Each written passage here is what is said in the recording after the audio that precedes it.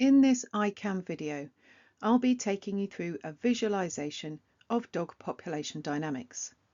Understanding how dog populations function can help with designing an effective intervention for managing the population. This is a visualization of basic dog population dynamics. It shows the different subpopulations of dogs or states, and it also shows processes. Demographic processes are part of population dynamics. They are the way that dogs transition from one state to another, including birth, death, and movement out of the home, either temporarily in the form of roaming or permanently when given away, sold, or abandoned. So let's explore this visualization further by starting with just one state and building it back up again. When people think about dog population management, their minds are usually focused on these dogs, the unowned dog on the street, the classic stray dog. But when we see a dog on the street, a free roaming or stray dog, it may actually be any one of these 4 different states. So here we get to question our first assumption, that all roaming dogs are unowned, feral or wild dogs. In fact, in most countries, most roaming dogs have an owner, but they are currently roaming unsupervised. And even those without a single referral household may not be entirely unowned. They may be community dogs with more than one household offering some form of care in the form of food, shelter, or even limited veterinary care. But why do these distinctions of dog type or dog state matter? Well, for dog population management, we want to know the source of these dogs, all the different places these dogs come from. Because dog population management cannot only deal with the free roaming dogs of today. That's just the symptom of our dog management problem. They need to work on the root cause or the source of these dogs on the street. And this is where we get to test out another assumption that can turn out to be mistaken. People may think that the principal or only source of these free roaming dogs is the breeding of unowned or community dogs on the street, and that these current free roaming dogs are the source of the next generation of free roaming dogs. Breeding may well be happening, but it's not the only source of these dogs. In fact, because the mortality of puppies on the streets can be high,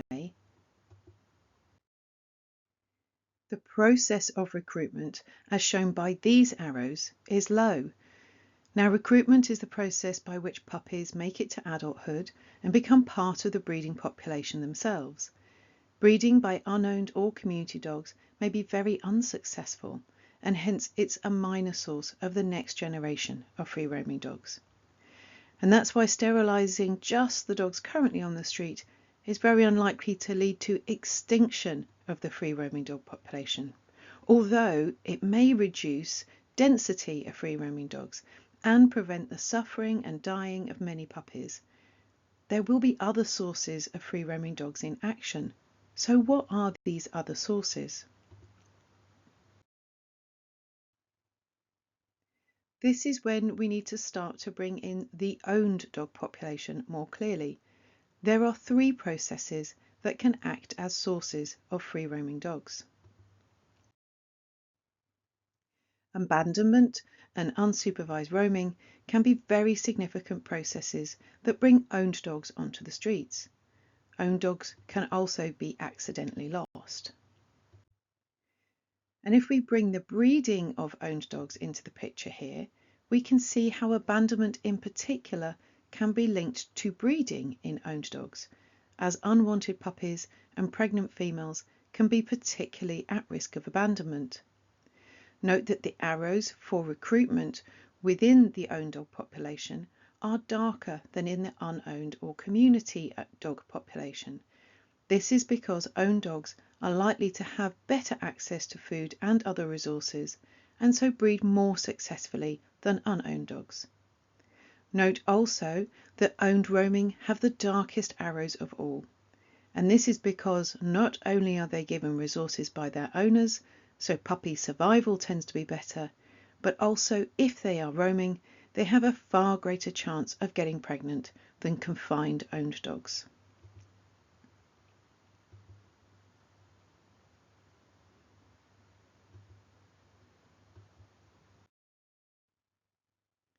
We should also note that there are counter processes at play.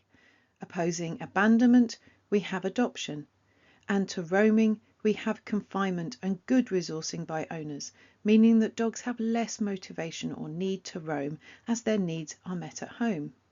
And lost dogs can be reunited with their owners.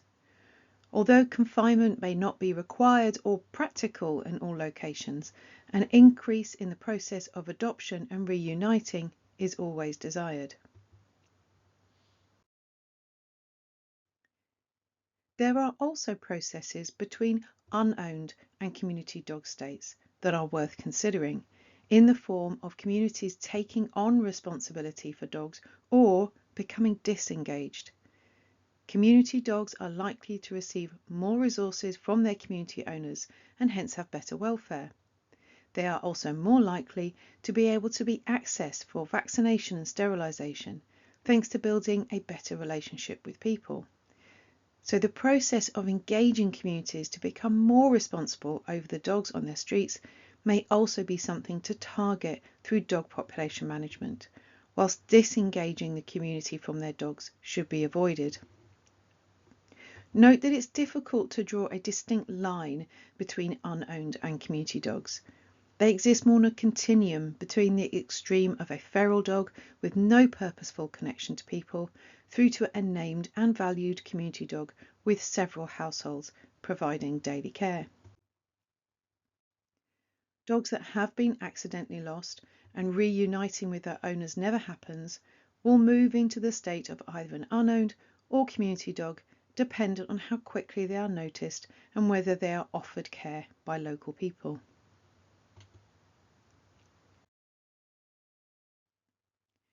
One aspect of dog population dynamics that often comes to the forefront of discussions is the role that holding facilities, shelters or rehoming centres can play. Intake to these facilities can be via catching dogs from the street or direct relinquishment by owners. The purpose of rehoming centres is temporary housing for dogs before they are adopted. Adoption is the goal for all dogs, but a minority will need to be euthanised due to ill health or behaviour problems that prevent them from being rehomed or managed. This process of rehoming makes centres an effective part of the population management system. This does not mean that so-called sticky dogs that take longer than average to rehome don't occur. They are a reality for all rehoming centres. We need to manage these dogs to maintain them in a good state of welfare despite their length of stay and do all we can to get them rehomed. But the purpose of the centre and the focus of everyone's effort is to get these dogs rehomed as soon as possible to make space for the next dog that needs help. Shelters or sanctuaries that are designed with the goal of keeping dogs long-term or indeed forever do not form part of the population management solution because they fill to capacity so quickly and cannot take in any more dogs, whilst dogs that have been removed to the sanctuary are being replaced on the streets through breeding, abandonment and loss. Shelters are extremely expensive to run and can cause significant welfare problems for the dogs they house. Explore alternative strategies to shelters, such as fostering, and consider reducing the need to remove dogs from the street entirely by managing the current unowned and community dogs on the street using catch, neuter, vaccinate and return. The acquisition of owned dogs may also be important to explore, because dogs acquired by different processes and from different sources may be at differing risks of abandonment. In particular, the purchase of dogs from pet shops and markets, whether physical or online, may involve dogs that have been bred in suboptimal conditions, such as those found on puppy farms, leading to poorly socialised or sick puppies that may be at a greater risk of relinquishment or abandonment. Increasing adoption from rehoming centres is a common focus for DPM systems where such facilities already exist. It should be noted that the purchase of dogs displayed here are from three broad sources: from homes where an owned dog has had a litter of puppies, from breeders who produce litters for business purposes, and from pet shops or markets. These may well be best broken down into more detailed subpopulations.